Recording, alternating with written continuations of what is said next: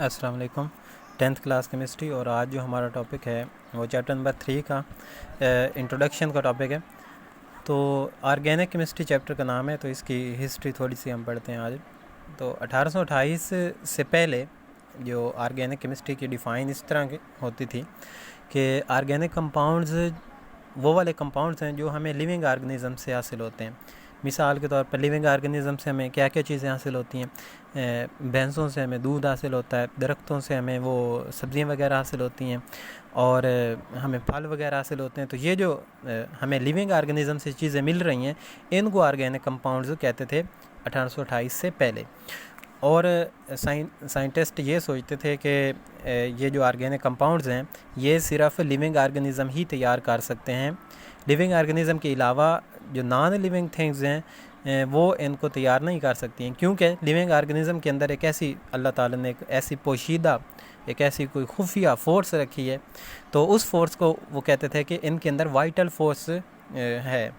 تو اس بات کو انہوں نے ایک تھیوری کا نام دیا کہ وائٹل فورس تھیوری موجود ہے لیونگ آرگنزم کے اندر، اور یہ فورس صرف لیونگ آرگنزم کے اندر ہی پائی جاتی ہے. انہیرنٹ ان لیونگ آرگنزم مطلب کہ صرف لیونگ آرگنزم کے اندر ہی پائی جاتی ہے، اور اس فورس کی مدد سے ہی لیونگ آرگنزم ہمیں وہ کمپاؤنڈز تیار کر کے دیتے ہیں. جیسے کہ آپ بات کریں مینگو جو ہے، آم جو ہے، وہ صرف پودے ہی تیار کر سکتے ہیں، ان کو ہم لیب کے اندر آم کو تیار نہیں کر سکتے. تو یہ سائنسدان پہلے سوچتے تھے کہ پودوں کے اندر اللہ تعالیٰ نے کوئی ایک ایسی کوئی خاص کوئی خفیہ فورس چھپائی ہے جس کی وجہ سے وہ اس قابل ہیں کہ وہ آم وغیرہ تیار کر سکتے ہیں. تو اس کو انہوں نے وائٹل فورس تھیوری کا نام دیا.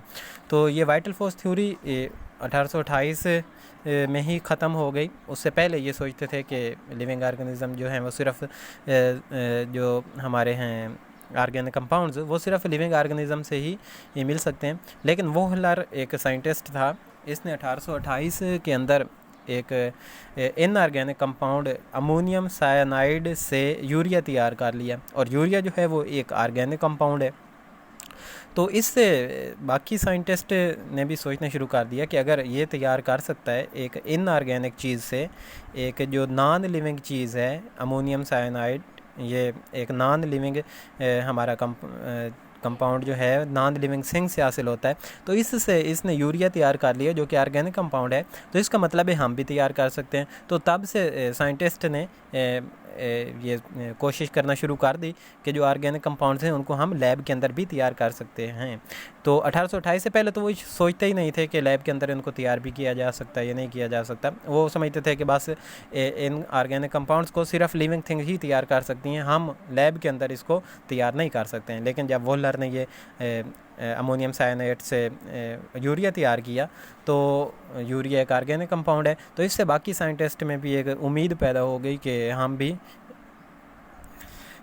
جو ہیں وہ یہ آرگینک کمپاؤنڈز کو لیب کے اندر تیار کر سکتے ہیں. یہ ووہلر نے کیا کیا تھا، اس نے صرف امونیم سائنائڈ کو ہیٹ اپ کیا تھا، تو جس کی وجہ سے اس کے جو ایٹمز ہیں وہ ری ارینج ہو کر اس سے یہ یوریا کا فارمولہ لکھا ہوا ہے، تو یوریا تیار ہو گیا تھا. تو اسی طرح ایک سائنٹسٹ اور تھا کولبے، اس نے 1845 میں ایسیٹک ایسڈ لیب کے اندر تیار کیا تھا. ایسیٹک ایسڈ ویسے ایک آرگینک کمپاؤنڈ ہوتا ہے، تو اس نے وہ لیب کے اندر تیار کر کے ثابت کر دیا کہ آرگینک کمپاؤنڈز کو ہم صرف لیونگ آرگنزم سے لینے کی بجائے اس کو خود بھی تیار کر سکتے ہیں. تو اس طرح آج کل جو ہیں وہ بے شمار ہمارے پاس لاکھوں کروڑوں ایسے آرگینک کمپاؤنڈز ہیں جو ہمیں لیونگ آرگنزم سے لینے کی بجائے ہم نے وہ لیب کے اندر تیار کیے ہوئے ہیں. اللہ حافظ.